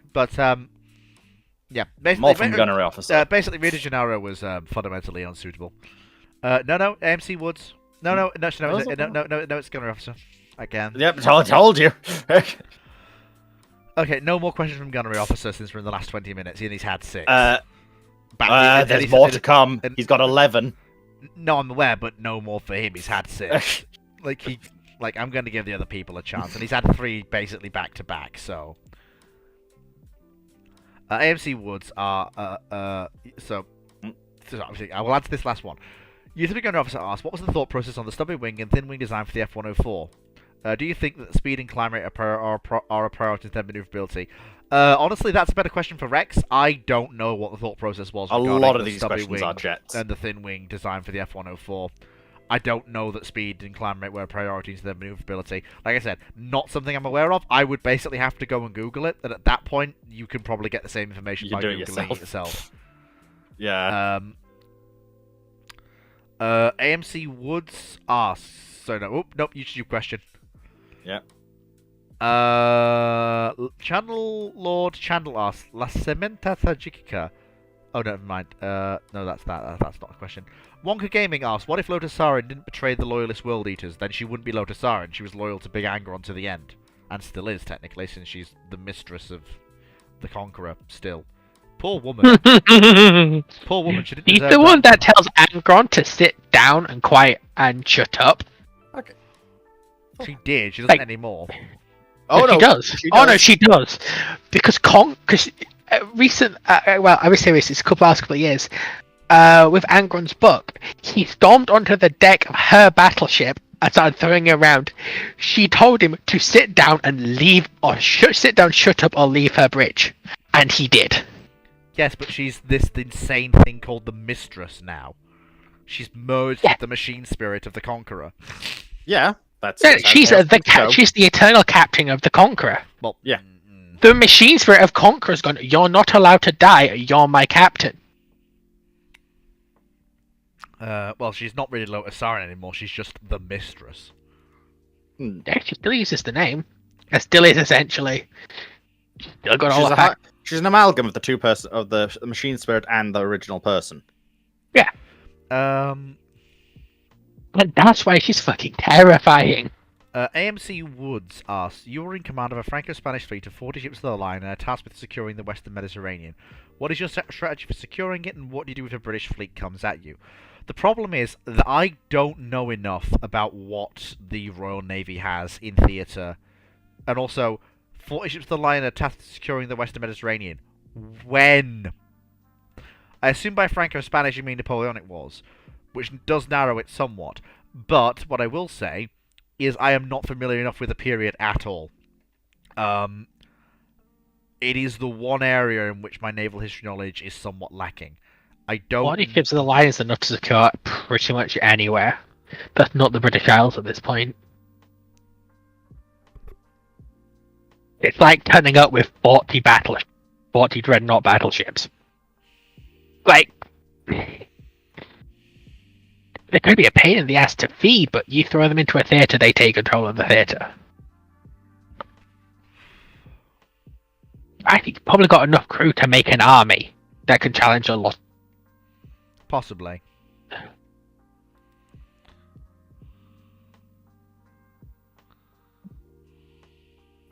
Alright, moving on, because we're running out of time. So that was a Discord question, YouTube question. Eustace Montana asks, if you were to design a successor to the Agincourt while keeping the same number of turrets, what would you do? So 7 turrets. I wouldn't. 7 turrets. I'm sorry, 7 turrets is just not sensible. No, it isn't. I will go with the Nelson layout. All forward. No, what I would personally do is, I know it's not quite in the spirit of it, but I'd drop down to 6. Well, no. Can you put a 12-inch turret on a 14-inch turret on a 14-inch turret? Well, here's the thing. Agincourt is a flawed ship. However, give me a bit more tonnage, but probably about 5 to 10,000 tons more. I can probably get a ship armed with those same 12-inch guns, doing about 30 knots, armored against its own guns. 30 knots? Yes. That's how... With how fine... I think you're going a bit nuts there. With how fine Agincourt's lines are, I can do it. Give me a bit... I don't think you can. Not on the tonnage you're describing. Well, yeah, you're talking... You do... Also, okay, I wasn't being specific. I was saying give me more tonnage, I could do it. Yeah. Well, you said like 3 to 5,000. No, I said 5 to 10,000. Like, even then, I would still say... Also, why are you still using 12-inch guns? Basically, because... If we're building a successor, the 12-inch guns need to be gone. No, they can't be gone, because that would basically... If you increase the gun size, you basically remove the ability to... Because of the way Agincourt's built, you can't really armor the ship in any meaningful way. Yes, you can. No, you... Wait, no, you're thinking it the wrong way, right? Get rid of the 12-inch guns, but go down to 9.2-inch guns. Hey, she's got a point there. Ultimate armored cruiser. Hey, she's got a point there, you know. I would personally. The problem is, Phoenix, even using the better 12-inch guns the Royal Navy has, the Royal Navy don't want to use a 12-inch gun. And if we're not designing this for the Royal Navy, well, the Brazilians actually wanted a 14-inch design with 6 14s. But then they realized actually it was cheaper for them to go with the 12s and 7. As I recall, Vickers did have a part in that. Because the actual idea of a 6-14-inch one was 13.5, so I think would be far more of a design. Or hell, if we're going truly mad, 6 15-inch guns. Or 6 15-inch turrets. Because that's a fair bit of broadside firepower.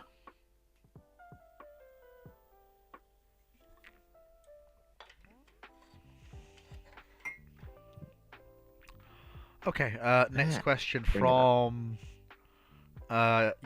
Discord. Arnat says, would you reevaluate your answer to the Supreme Commander versus 40k question, given that a memory measures close to... Well, I think Dragon and Fox already gave that answer. I want you to give me an actual source on these stats, because I can't find any information apart from basically someone who went into the files and went, well, due to my analysis of the 3D model, this is what it should be. And from what I can find of actual Supreme Commander, there is no official information on speed, size, firepower, like these sort of things. So, moving on from that one for now, I guess. Yeah. Until we can get, like... Next question is from...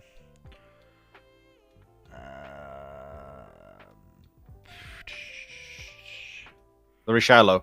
Yeah, well, no, I don't think that's quite in the spirit of it, because they did ask for try and keep the same number of turrets, Wellesley. Yeah, and I would also point, well, that is also... You're right, that would be that's the logical approach, though. Yeah, Riachuelo is the logical conclusion. But World of Warships Atlantico is just...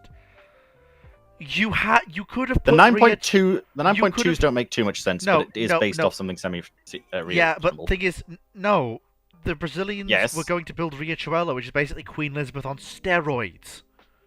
I mean, which is what Atlantico is if you remove the 9.2 inch. No, she has 10 guns. The Riachuelos were going to have 8 and more speed. The Atlanticos... not as much speed as you're going on about. Only about 1 or 2 knots, but it matters. And to be fair, if we look at some of the... No, Richelieu was actually... And also, Richelieu was slower than a QE. Not for some of the proposals. Depends which proposal you're looking at. But the one they went with... Or they were going to go with, in the end. Top speed planned of 23 knots.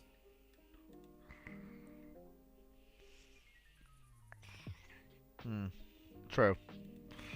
I mean, to be fair, that's not even the most ridiculous design. The most ridiculous design. And Atlantico was meant to go 25. Yeah, the most ridiculous design was the one with 8 16-inch guns doing 25 knots. That was the insane one. That's what Atlantico should have been. That's what Atlantico should have been.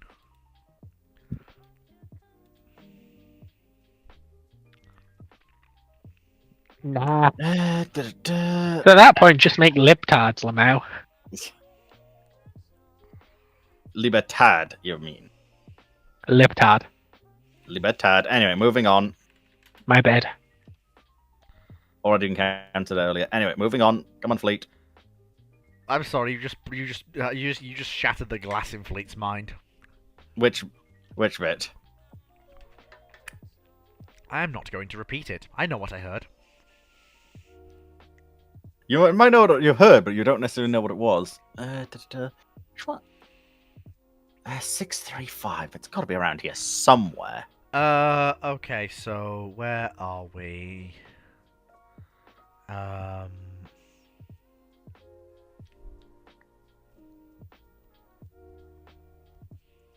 You say that, Phoenix, but the T-10 Pan-American battleship in World of Warships is literally called Libtard.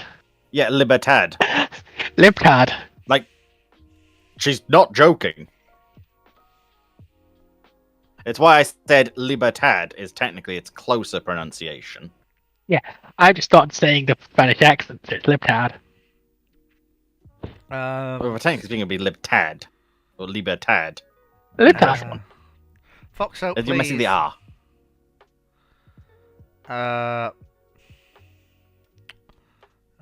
Where's... I'm losing myself.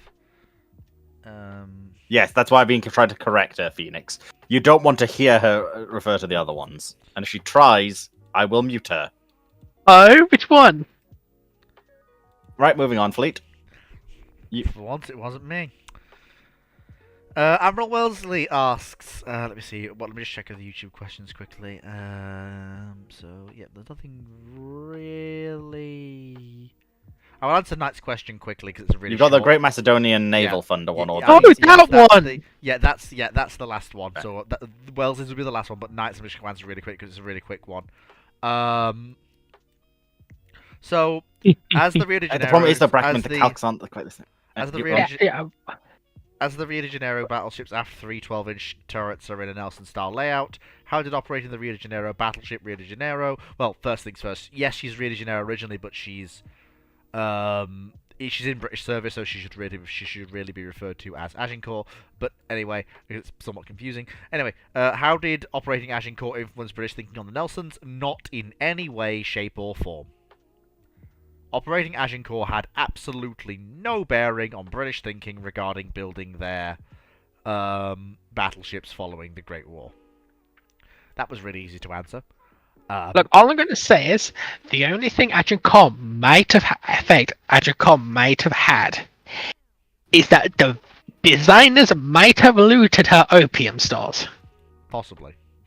Because Agincourt was built with opium stores, if I remember correctly. Yep. I don't know, but look at some of the Nelson prelims and tell me they wasn't smoking the good stuff. I'm sorry, let's make a 4-turret battleship. Okay, we're going to put 3 in the bow, 1 in the aft. Oh no! The Great Macedonian Naval Thunder has been kidnapped by the Greek government. Build the new rescue helicopter. Hey! I'm sorry, I couldn't. Yeah, that's entirely fair. I saw that and I was just, I couldn't resist. That's a good thing to end off on. The year is 1930 historical, and you are the man who is to use the Macedonians' extorted funds to build up the Greek fleet. Limited of 20,000 tons, 3 dockyards, 1 15,000-ton, 1 in Crete. Basically, if it's the Greeks, I just go straight to the British and basically do what well, for the Greek fleet, it's basically Bulgarian fleet light. Basically, that's it. It doesn't really, because the needs of the Greek fleet aren't different from the needs of the Bulgarian fleet. It kind of is, though. Not really. Not if we've got this level of funding. Our aim is to contest the Adriatic utterly against anybody who wants to come into it, which means we need capital ships. We need large destroyers. We need cruisers. It's going to be a fleet much more around sea control instead of power projection. Well, so the Bulgarian fleet was also sea control. Yeah, but it's going to be a case of you need to protect the Greek islands, which is a lot more significant escorting fleet. Never mind. Actually, that's something that was brought up earlier, Phoenix. Technically speaking, actually, the British can. Clark mentioned that the 10,000-ton thing didn't actually apply to export.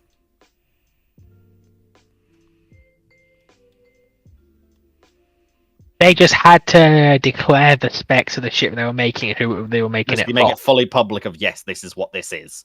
This is who's buying it. No, we don't plan on stealing this one. Which, if they're on it, if the British said that after World War One, I don't think anyone would believe them. No, neither do I. No, you're probably right.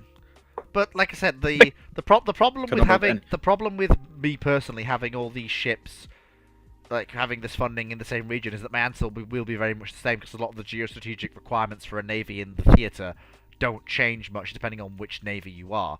If we're talking about a Bulgaria that has an Adriatic coast and a Black Sea coast, they need sea control in both areas. The Greeks need sea control in the Adriatic. The Turks need sea control in the Adriatic. It doesn't matter which of the 3 powers you choose. You give them unlimited funding, the answer is basically the same. Now, I would this technically fall under London, not just Washington. Yes, I would like to make an announcement quickly. Now, as I'm sure you're okay. Let him finish. Go on, Fleet, before I mute her again. Oh. Fleet. Go on. Well, first of all, straight as an arrow. Secondly, right, go on, Fleet. Secondly, as I'm sure you're all aware, we are having an increasing level of Ramblings questions going unanswered. And I am now going to attempt to remedy this. This Friday and next Friday, for about 2 hours, I will attempt to burn through as many of the Ramblings questions as I can in short, sharp live streams. I will have ideally either it will be just me, or it will be a very, very limited panel. It will be hosted on YouTube and on Discord in Theatre at Sea, but no questions will be taken from the chat during these live streams. I will allow for some discussion, and will discuss and engage with chat, but I will not take any questions, so please don't ask any, as they will not be added to the list.